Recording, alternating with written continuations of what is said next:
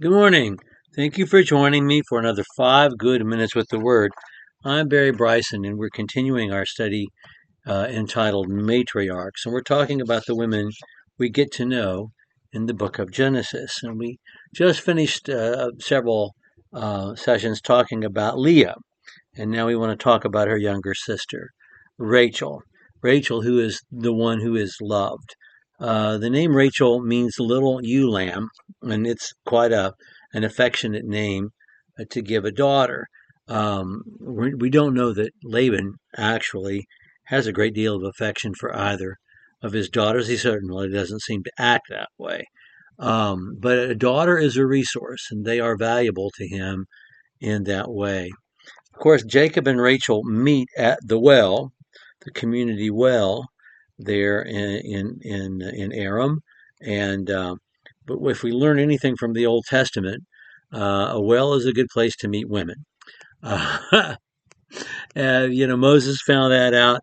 That's where Rebecca was discovered, and that's where Jacob and Rachel meet, is at a well. But this story is opposite the Moses story. In the Moses story, was not exactly opposite the Moses story. It's opposite the Rebecca story. In the Rebecca story, Rebecca is the one who uses the well to water the animals of Abraham's servant.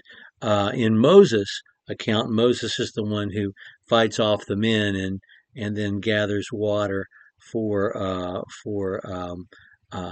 Jethro's daughters, and that's what happens here in this account from Genesis chapter 29. In Genesis chapter 29, Jacob is fleeing from his brother Esau.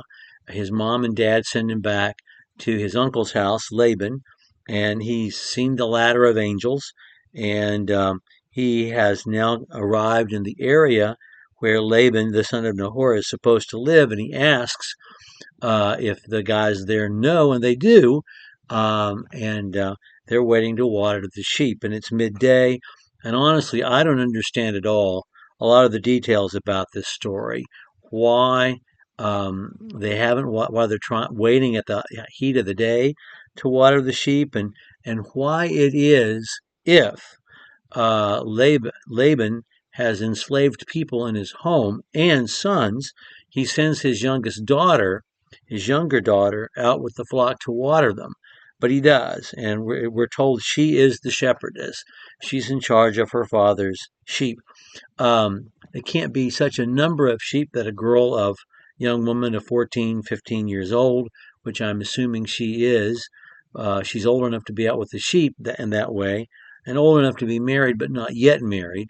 I don't understand all of that. But when Jacob sees her, he waters her sheep, and he is immediately overjoyed because he's connected with someone from home, someone in the family, but also because he loves her, and he kisses her, and he waters her father's sheep.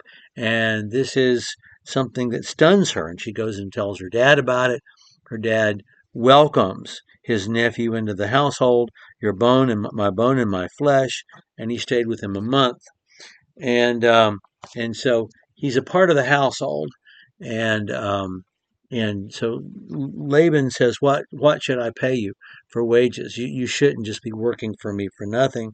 And it says Rachel had won the heart of Jacob. It says Laban had two daughters, chapter 29, verses 16 and 17. The name of the older was Leah. The name of the younger was Rachel. Leah's eyes were, and we talked about this earlier, soft, weak, beautiful. But Rachel is different. I think it's saying that Leah had a beautiful face, had beautiful eyes, because the contrast is with Rachel. Rachel was beautiful of form and face. So there's something about Rachel, head to toe. She's just gorgeous. And Jacob loved her. And he said, I'll serve you 7 years for your younger daughter, Rachel. 7 years. Now those are the terms that Jacob himself has said, 7 years. And so if he waits his 7 years, she's going to be 21, 22 years old, really past the marrying age. And but that's what he does. He works for those 7 years, and we talked about the story already about how they had this enormous wedding ceremony. He thought he was marrying Rachel. We're not sure that the bride was even there. We don't know what their customs were, whether she was presented to him at the end of the feast that the men had for themselves. But at the end of the evening, when he has feasted and drunk for the whole evening with the men and has presented his wife in his tent, he's not given Rachel, he's given Leah. And for some reason, he doesn't recognize this until the next day. We've talked about this in terms of Jacob a bit. I'm not too concerned with Jacob. Whatever happens to Jacob, God's doing because he deserves it, because he needs to grow up. But I am concerned with Leah, and we talked about that earlier, and how hard it must have been for her to be uh, presented as her sister, and to have her wedding night, but as her sister, and then to have her husband wake up in the morning mortified that it's her and not someone else. I mean, how do you get over that moment? But let's think of Rachel as well.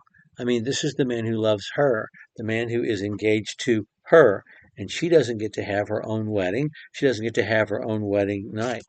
And in a week, she gets to be presented to her husband, but does she get to have a wedding again? Did Laban throw another in 7 days? Did he throw another feast for his younger daughter? I seriously doubt it. It's not the Laban that we know. He works another week as a pledge. He's obligated another 7 years. And then after a week, he's given the wife that he really wants. And finally, they get to be together, but they don't get to have their wedding, and then they get to have the proper ceremony or celebration because it was given to Leah before. I don't think that the rivalry between these sisters is pre-existent. I think Laban generates it.